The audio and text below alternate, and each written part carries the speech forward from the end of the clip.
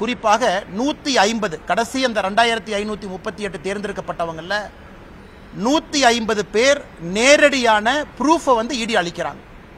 வாட்ஸ்அப்பில் எப்படி கம்யூனிகேட் பண்ணுறாங்க, பணம் யாருக்கிட்ட கொடுத்தாங்க, அஃபீஷியலாக அண்ணா பல்கலைக்கழகம் ரிசல்ட் டிக்ளேர் பண்ணுறதுக்கு ஒரு வாரத்திற்கு முன்பு KN நேருனுடைய சகோதரர் அவரு கையில் KN ரவிச்சந்திரன் அவருடைய கையில் வாட்ஸ்அப்பில் அந்த முழு லிஸ்ட் இருக்கு.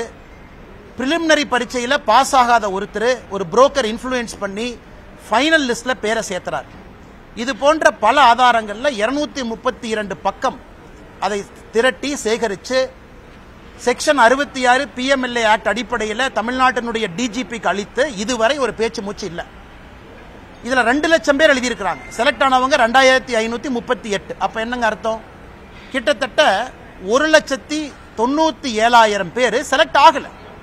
இன்னைக்கு 1,97,000 குடும்பங்கள் பார்த்துக்கிட்டு இருக்காங்க.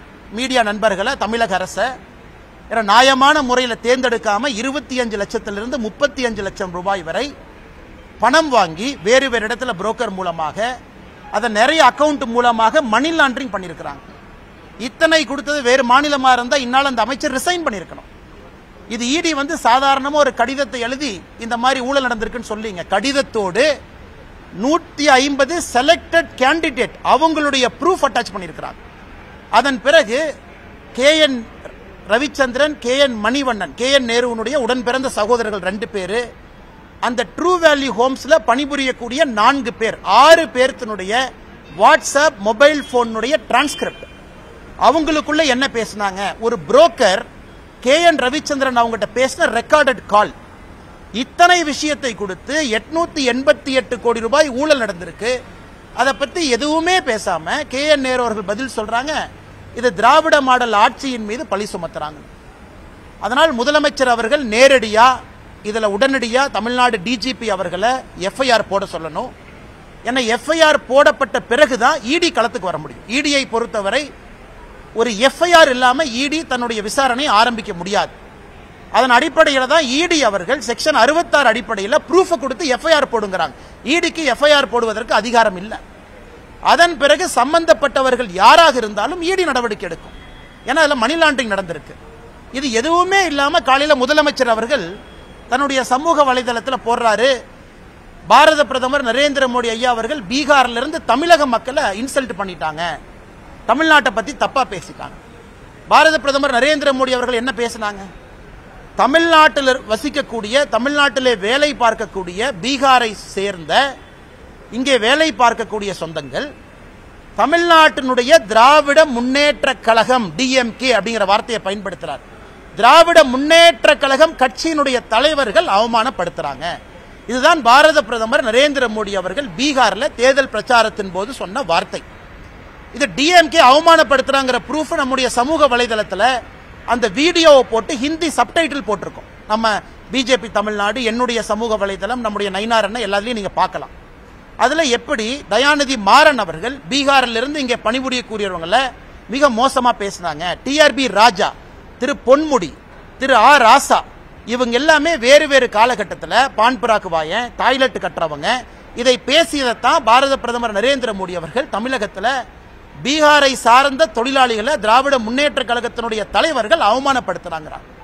அதனால் இன்னைக்கு 888 கோடி ரூபாய் ஊழல் நடந்திருக்கக்கூடிய Tamil Nadu municipal administration, water supply, நகராட்சி நிர்வாகம் மற்றும் நீர் வழங்கல், இந்த துறையில் இவ்வளவு ஆதாரத்தின் அடிப்படையில் ED கொடுத்தும் கூட அதை பற்றி வாயை திறக்காத முதலமைச்சர் திசை திருப்புவதற்காக பாரத பிரதமர் நரேந்திர மோடி அவர்கள் சொல்லாத ஒரு விஷயத்தை சொன்னதாக போய் பேசுறாங்க.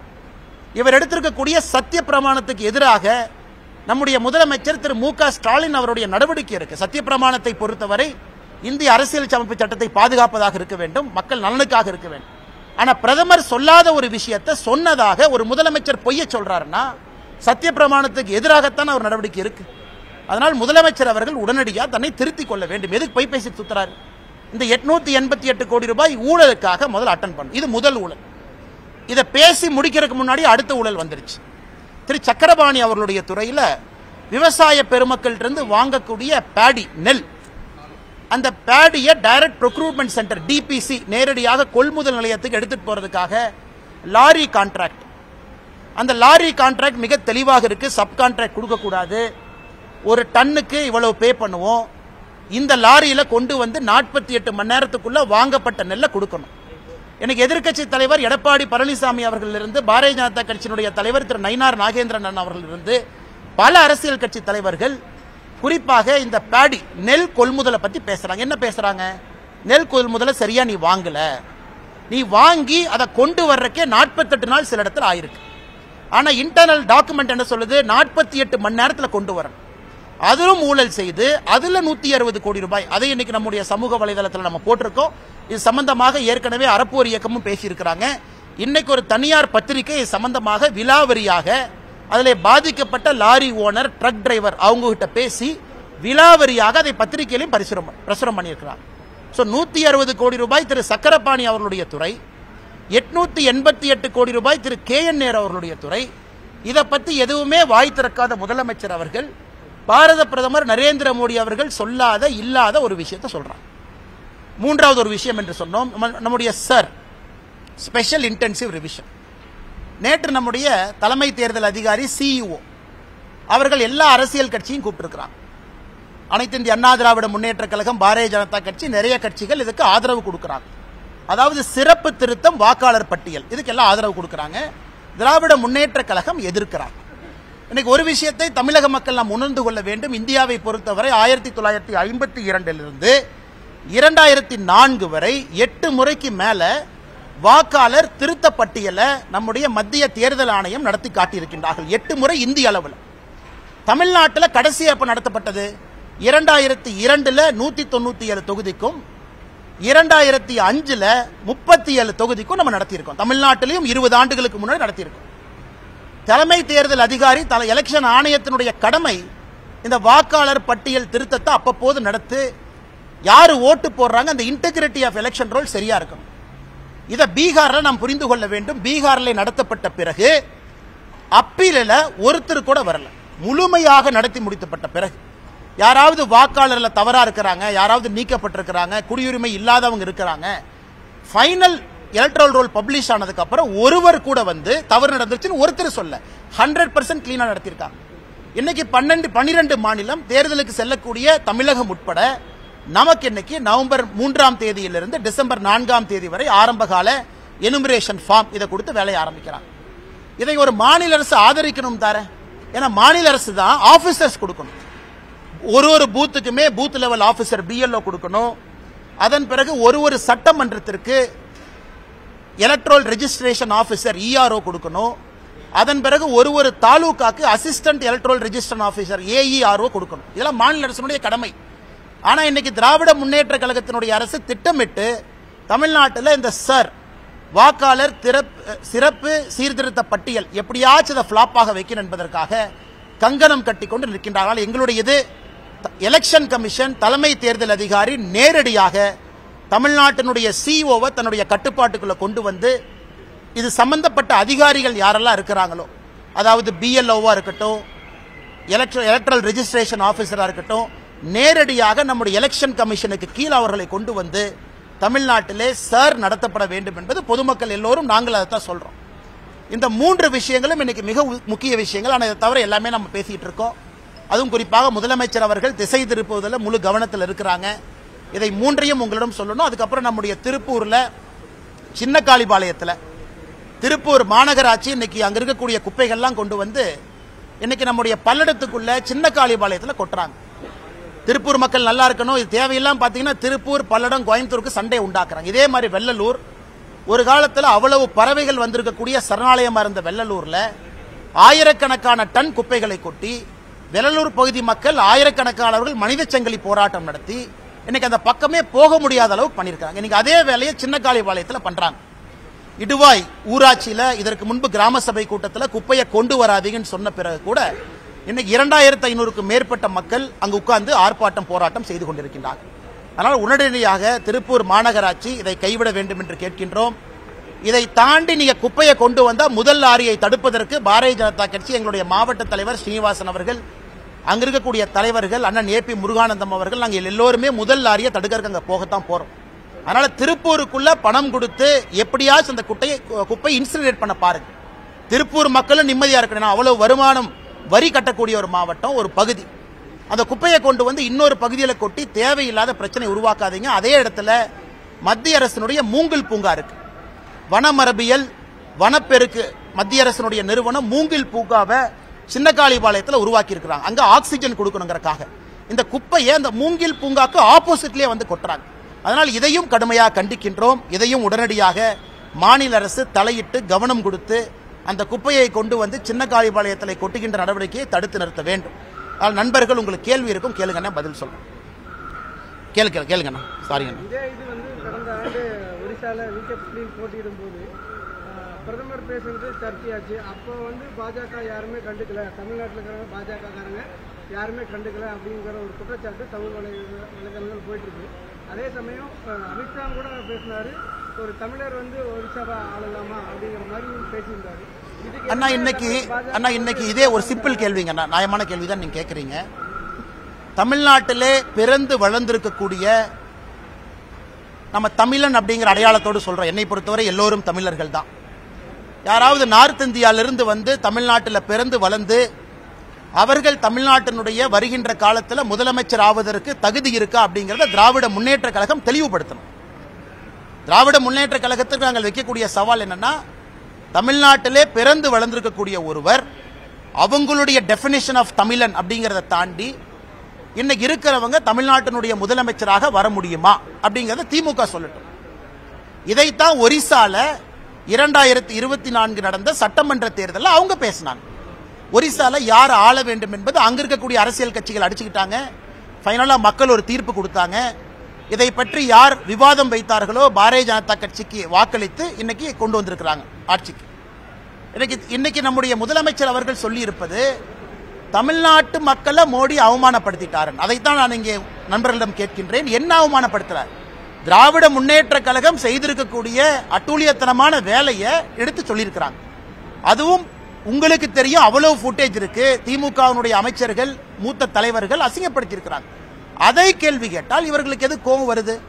பிரதமர் சொல்லாத ஒரு விஷயத்தை முதலமைச்சர் பொய் சொல்லலாமா? அவர் எடுத்திருக்கக்கூடிய சத்திய பிரமாணத்திற்கு எதிரானது என்பதை நாம் கேள்வி கேட்கின்றோம். அண்ணா, ரெண்டாவது ஒரு கேள்வி கேட்டீங்கன்னா. சாரிங்கண்ணா. மோடி வந்து ஜெகநாதர் கோயில் சாய் வந்து தமிழரோட இருக்குது அப்படின்னு சொல்லியிருந்தாரு. தமிழர்ல வந்து திருடர்கள் சித்தரிக்கிறாங்கன்னு சொல்லி ஒரு சர்ச்சை போச்சு. அந்த மாதிரி ஒரிசால யாரும் சொல்லவில்லை. அதை போன்று யாரும் அவமானப்படுத்தப்படவில்லை. ஒரிசாவிலே கேட்கப்பட்ட கேள்வி, ஒரியாவை ஆளுவதற்கு யாருக்கு தகுதி இருக்கிறது என்பதுதான் ஒரிசால கேட்கப்பட்ட கேள்வி. அதே கேள்வி இன்னைக்கு திமுக கேட்கிறாங்க. டெபினிஷன் கொடுக்கட்டும். அப்ப தமிழ்நாட்டில் இருக்குன்னா ஒரிசால இருக்குன்னு நான் ஒத்துக்கிறேன். இன்னைக்கு திராவிட முன்னேற்ற கழகத்தினுடைய தலைவர் திரு ஸ்டாலின் அவர்கள் நார்த் இந்தியாவில் பிறந்து ஒருத்தவங்க இன்னைக்கு தமிழ்நாட்டில் வந்திருக்கிறாங்க, குடும்பமா ஷிஃப்ட் ஆயிருக்கிறாங்க கடந்த 10 வருஷத்துல. அவங்க 25 வருஷம் கழிச்சு தமிழ்நாட்டினுடைய முதலமைச்சராக வருவதற்கு தகுதி இருக்குன்னு ஸ்டாலின் ஐயா சொல்லட்டும். அவர் கேட்கக்கூடிய எந்த கேள்விக்கு நான் பதில் சொல்றேங்க. ஆளுங்கட்சியை மீறி இங்க வந்து இந்த வாக்காளர் தீவிர சீர்திருத்தம் சார், அது வந்து இங்க வந்து நடைமுறையில் வருமான எலெக்ஷன் கமிஷனுடைய லெட்டர் பாத்தீங்கன்னா, மாநிலத்தினுடைய சிஇஓ சீஃப் எலக்ட்ரல் ஆபிசர் திரு பட்நாயக் அவர்களுக்கு அதிகாரம் கொடுத்திருக்கிறாங்க. உடனடியாக அந்த ப்ராசஸ் அவங்க டேக் ஓவர் பண்ணிக்கணும். இது சம்பந்தப்பட்ட எந்த அதிகாரியும் மாநில அரசு டிரான்ஸ்பர் பண்ணக்கூடாது எலெக்ஷன் கமிஷனுடைய அனுமதி இல்லாம. அதே நேரத்தில் உடனடியாக விரைவில் என்கின்ற வார்த்தையை பயன்படுத்தி இருக்கிறாங்க.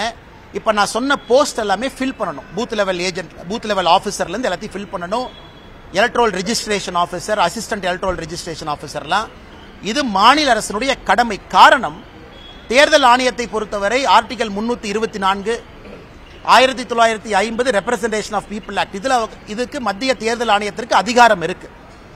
இதையும் தாண்டி திராவிட முன்னேற்ற கழகம் குழப்பத்தை ஏற்படுத்தால் நேரடியாக எலெக்ஷன் கமிஷனை தலையிட்டு இது நடத்த வேண்டும் என்பதும் எங்களுடைய எதிர்பார்ப்புங்க. யாருக்கு அதிகாரம் இல்லைங்கன்னா அவங்க பதவியை ரிசைன் பண்ணிட்டு வீட்டுக்கு போனுங்கண்ணா. இது நடத்துவதற்கு விடமாட்டோம் என்று ஏதாவது ஒரு அமைச்சர் சொன்னாங்கன்னா அரசியலமைப்பு சட்டத்துக்கு எதிராக பேசுகின்றார்கள். உடனடியாக அவர்களை தகுதி நீக்கம் செய்யப்பட்டு வீட்டுக்கு அனுப்பணும். நான் சொல்ல, கான்ஸ்டிடியூஷன் ஆஃப் இந்தியா சொல்லு. ஒரு அமைச்சரும் ராஜ்பவன்ல போய், ஏன்னா அவங்க தான் படிக்காமையே எல்லாம் பதவி பிரமாணம் எடுத்துறாங்களே, அதை படிச்சாங்கன்னா தெரியும் என்னன்னு. இந்திய அரசியலமைப்பு சட்டத்தின் மீது நம்பிக்கையை வைத்திருக்கின்றேன், நான் பாடுபடுவேன், காப்பாற்றுவேன் எல்லாம் படிச்சாங்கல்ல. அது இவங்க படிச்சாங்களா யார் படிச்சாங்கன்னு தெரியல. அதனால ஏதாவது ஒரு அமைச்சர் இதை நாங்கள் நடத்த விடமாட்டோம் என்று சொன்னால் ரிசைன் பண்ணிட்டு வீட்டுக்கு போங்க, இல்லாட்டி ஆட்சியை கலைச்சிருங்க. பிரசிடென்ட் ஆஃப் இந்தியா கீழே போட்டு புது எலெக்ஷன் நடத்துவோம். அண்ணா வெரி கிளியருங்க அண்ணா. அவர்களை பொறுத்தவரை இந்தியாலேயே voters enrolment, voter data base, electoral data பேஸ ஒரு மிகப்பெரிய ஃப்ராட் வச்சிருக்காங்கன்னா அது திமுக தான். Double entry, double register. கிராமத்தில் இருப்பாங்க, நகரத்தில் இருப்பாங்க. காலையில் சென்னையில் ஓட்டு போடுவாங்க, சாயந்தரம் கிராமத்துக்கு போய் ஓட்டு போடுவாங்க. அந்த மாதிரி ஒரு பெரும் படையே திராவிட முன்னேற்ற கழகம் உருவாக்கி வைத்திருக்கின்றார்கள் காலம் காலமாக.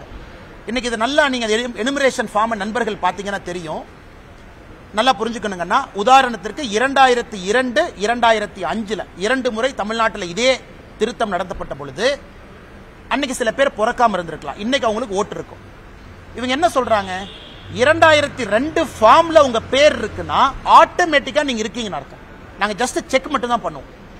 2002 5 ஃபார்ம்ல நீங்க இல்லைன்னா ஒரு ப்ரூஃப் கொடுங்க. அந்த ப்ரூஃப் 13 டாக்குமெண்ட் சொல்றாங்க. ஆதாரும் கொடுக்கலாம், சிட்டிசன்ஷிப்காக இல்ல, இருக்கிற இடத்துக்காக, பாஸ்போர்ட் எல்லாமே கொடுக்கலாம். இதுல யாரும் எங்கேயும் ஏமாற்றுவதற்கான வாய்ப்பில்லை. யாரு ஜென்யூன் ஓட்டர் அவங்க இருப்பாங்க.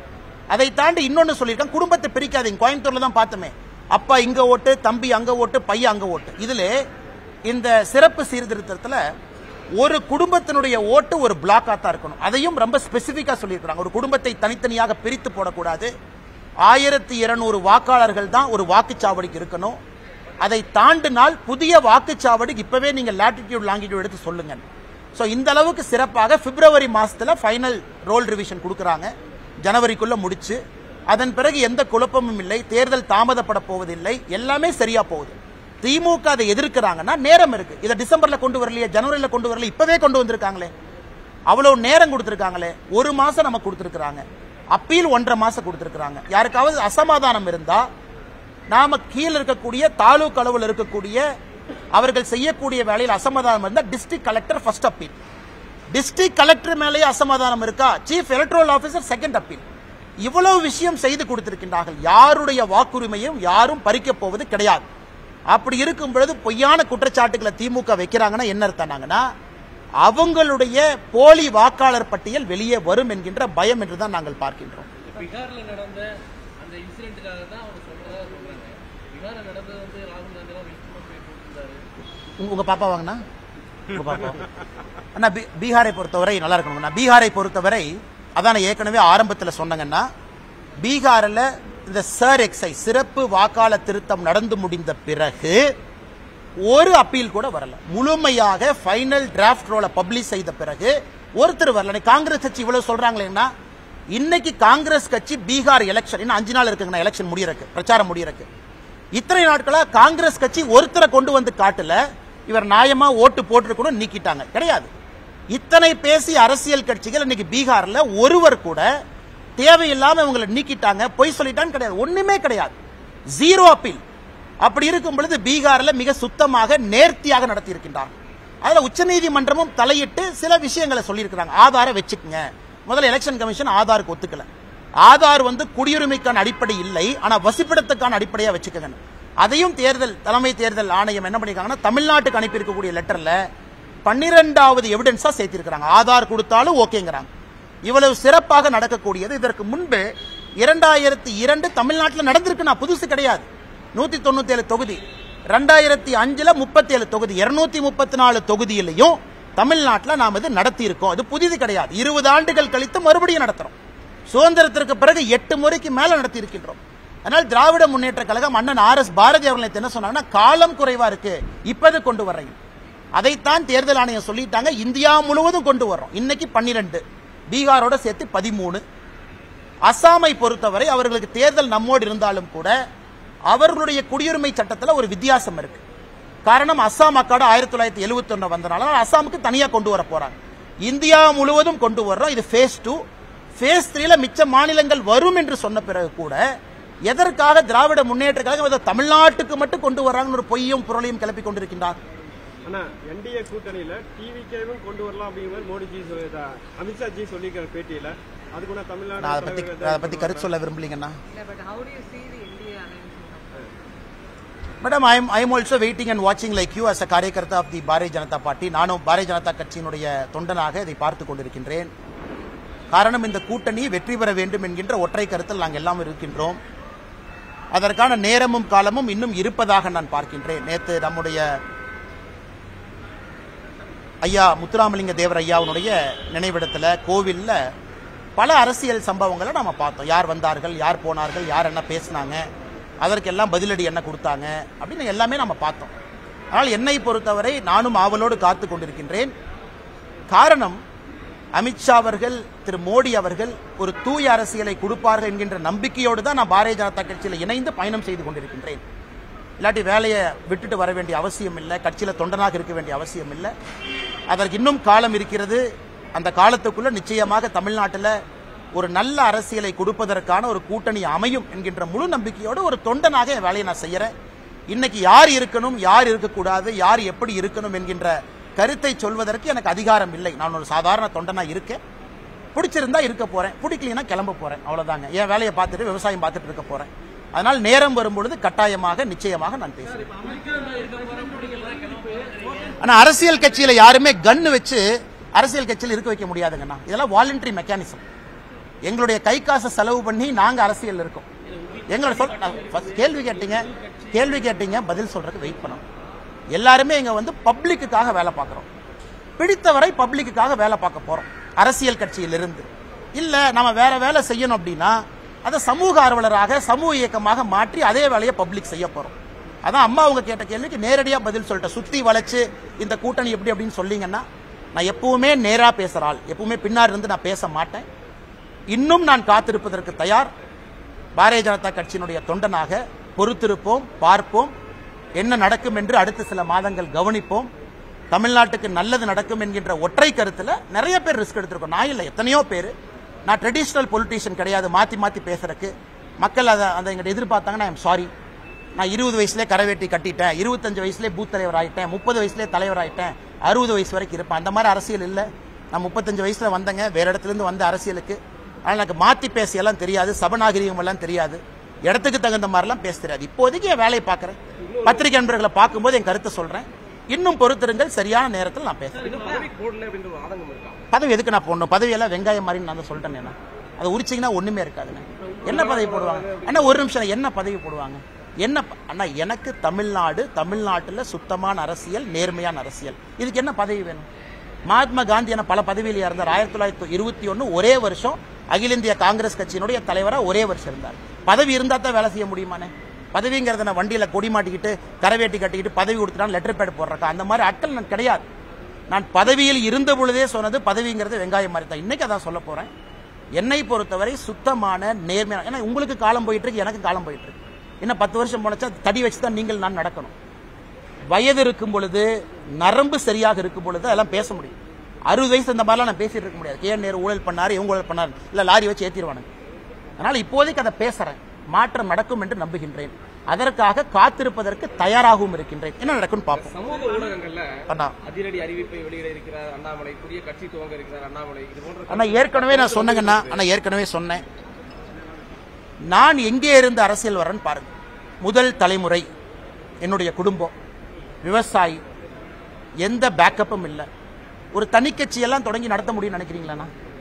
அதனால் எனக்கு என்னுடைய உயரம் தெரியும். எனக்கு பாரத பிரதமர் நரேந்திர மோடி அவர்கள் மீது நான் வைத்திருக்கக்கூடிய நம்பிக்கை இம்மி அளவு கூட குறையாது, குறையவில்லை. எப்படி பயணம் செய்ய வேண்டும் என்று எனக்கு தெரியும். ஆனால் நான் இன்னைக்கு ஒரு முதல் தலைமுறை அரசியல்வாதியாக, விவசாயியாக நான் மாற்றத்திற்காக தொடர்ந்து போராடுறேன். சில நேரம் என்னுடைய மனசாட்சிக்கு எதிராகவும் நான் பேசுறேன். மனசாட்சி ஒன்று சொல்லுது, வாய் ஒன்று சொல்றேன். காரணம், தலைவர்கள் சொல்றாங்க. தலைவர்களுக்காக, சபை மரியாதைக்காக, சபை நாகரிகத்துக்காக சில இடத்துல பேச வேண்டி இருக்கு. இருந்தும் சில விஷயத்தை பொறுத்துக் கொள்ள முடியாது. பொறுத்திருந்து பார்ப்போம், நல்லது நடக்கும். அமெரிக்கன் பிரசிடென்ட்டோட வரி விதிப்பு more than 2 months சார். இப்போ Coimbatore இண்டஸ்ட்ரீஸ்ல they have more weight in the சரிங்களா? இப்போ மேடம் வந்து பார்த்துட்டு போய் 1 மாசத்துக்கு மேல ஆயிடுச்சு. இப்போ அதோட ஸ்டேட்டஸ் என்ன, அதே மாதிரி அதை ஃபெசிலிட்டேட் பண்றதுக்கு ஏதாவது நீங்க இனிஷியேட்டிவ் எடுப்பீங்களா? அண்ணா, நியாயமான கேள்விங்கன்னா, கோயம்புத்தூர் திருப்பூருக்கு வந்து பாதிப்பு அதிகம் தான், இல்லை என்று நாம் எங்கேயுமே மறுக்கல. அதே நேரத்தில் உங்களுக்கு தெரியும், நமக்கு இருக்கக்கூடிய சிக்கலை திரு பியூஷ் கோயல் அவர்கள் கொஞ்சம் கொஞ்சமா தீர்த்துக்கிட்டு இருக்கிறாங்க. நேற்று சவுத் கொரியாவிலிருந்து நம்முடைய அமெரிக்காவினுடைய பிரதமர் பேசும்பொழுது இதே தான் சொன்னார். இந்தியாவினோடு சுமூகமாக பேச்சுவார்த்தை நடந்து கொண்டிருக்கிறது, விரைவில் அறிவிப்பு கொடுப்போம் என்று. பியூஷ் கோயல் அவர்களும் மிக கடுமையாக உழைத்துக் கொண்டிருக்கின்றார்கள். எனக்கு எல்லா நாடுகளும் படக்கூடிய அவஸ்தையை நீங்க பாக்குறீங்க. அதனால் நிச்சயமாக எனக்கு நம்பிக்கை இருக்கிறது. ஷார்ட் டேர்ம் பெயினுங்கன்னா எல்லாத்துக்குமே நம்ம சொல்றது எளிது. இன்னும் வேலை வாய்ப்பு இன்னும் போகாத அளவுக்கு அரசு அப்படியே மேனேஜ் பண்ணிட்டு இருக்கிறாங்க. அதனால விரைவில் ஒரு நல்ல அறிவிப்பு வரும் என்பது மத்திய அரசு, நம்முடைய நிதி அமைச்சர் அவர்கள் தொடர்ந்து சொல்லுகின்றார்கள், பியூஷ் கோயல் அவர்கள் தொடர்ந்து சொல்லுகின்றார்கள். காத்திருப்போம், பொறுத்திருப்போம். பூத் லெவலான வேக்கன்ட் இருக்குன்னு சொல்லியிருந்தீங்க இல்லையா, அந்த வேக்கன்ட் ஃபில் பண்றதே தமிழக அரசு தானே. ஆமாங்கண்ணா. அப்ப எப்படி அதாவது பூத் லெவல் ஆபீசர் BLO தமிழ்நாட்டில் இன்னைக்கு எலெக்ஷன் கமிஷன் கொடுத்திருக்கபடி 66,537 பூத். அப்ப 66,537 பூத்துக்கு அத்தனை BLO போடணும். அவங்க எல்லாம் ஒரு கவர்மெண்ட் ரேங்க்ல இருப்பாங்க. SDM குறிப்பா நம்முடைய தாசில்தாருக்கு மேல இருக்கிறவங்க அவங்க இன்னைக்கு ஒரு சட்டமன்றத்துக்கு போடணும். அதையெல்லாம் விரைவில் செய்ய வேண்டும் என்று தேர்தல் ஆணையம் சிஓக்கு சொல்லியிருக்கிறாங்க, தமிழக அரசுக்கு சொல்லியிருக்கிறாங்க. அதனால் விரைவில் செய்வார்கள் என்று நம்புவோம். செயலினா குரல் கொடுப்போம், பேசுவோம். இங்க தானே இருக்க போறோம் வந்து அவங்க தானே அண்ணா. இல்ல, அரசு அதிகாரிங்கன்னா அரசு அதிகாரியின் மீது நம்பிக்கை வைப்போம். வரக்கூடிய அரசு அதிகாரிகள் தமிழகத்தில் மிகச் சிறப்பாக பணி செய்வார்கள் என்று நம்புவோம். பொறுத்திருந்து பார்ப்போம். அண்ணே சரியான நேரத்தில் பேசுறேன்னே. ஏன்னா நீங்க நான் சொல்லிட்டேனாவே நீங்க கம்முந்துக்குவீங்க. இல்லாட்டி நான் தான் 3 பேர்த்த சேர்த்துனா அது ஒரு 4 பேர் எழுதுவான். நீங்க பசும்பொன் போலியா அவங்க 3 பேர் போனாங்களே பின்னாடி இருந்து இயக்குனீங்களான்னு எழுதுவாங்க. அதனால் என்னுடைய பொறுமைக்கும் ஒரு எல்லை தான். ஏன்னா நான் பேச ஆரம்பிச்சேன்னா பல விஷயங்கள் பேசிடுவேன். ஆனா நான் பேசக்கூடாது. அதனால் எதுக்கு இந்த கருத்தை நான் தெளிவா சொல்லிட்டேன்னா, ஊகத்திற்கு இடம் கொடுக்க வேண்டாம் என்பதற்காக சொல்லிட்டேன். நானும் எதற்கும் பொறுப்பில்லை, அதாக தானாக நடக்கிறது. அப்படி இருக்கும் பொழுது எல்லாத்துக்கும் நான் தான் காரணம் பேசுவாங்க. இன்னைக்கு நான் அதிமுகவை பத்தி பேசாம இருக்கேன். ஆனா அதிமுக இருக்கக்கூடிய எத்தனையோ தலைவர்கள் இன்னைக்கு என்னை திட்டிட்டு தான் இருக்காங்க. ஆனாலும் அமித்ஷாஜி அவர்கள் நான் கொடுத்த வார்த்தைக்காக கட்டுப்பட்டு நிற்கிறேன். திரும்ப எனக்கு பேசுறதுக்கு எவ்வளவு நேரம் ஆகும்? 2 நிமிஷம் போதுமே. நான் கொடுத்த வார்த்தைக்காக அமைதியாக இருக்கின்றேன். ஒரு வார்த்தையை கொடுத்திருக்கேன், அதுக்காக அமைதியா இருக்கணும். ஆனால் என்னை பொறுத்தவரை எல்லோருக்குமே ஒரு லக்ஷ்மண் ரேகா இருக்கு, எல்லோருக்குமே ஒரு எல்லை இருக்கு. அந்த எல்லையை கடக்கக்கூடாது என்று இருக்கின்றேன். காலம் வரும்போது நான் பேசுறேன். ஆனா இவரு செங்கோட்டையனே அடிக்கொடுக்க பாக்குறீங்களா நீங்க?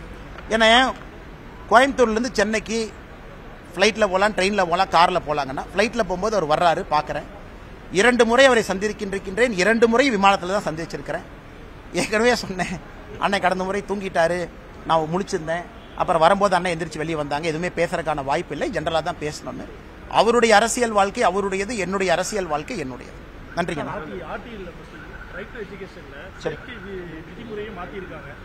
ஏழை எளிய மாணவர்களை சேர்த்தாம இருக்கிற மாணவர்கள் யாரு ரொம்ப இதா இருக்கும் அவங்கள வந்து கன்வெர்ட் பண்ணுங்க. ஐயா நான் கொஞ்சம் தெரிஞ்சுட்டு சொல்றேங்க. எனக்கு இந்த மேட்டர் தெரியாது, தெரிஞ்சுட்டு சொல்றேன். Thank you madam.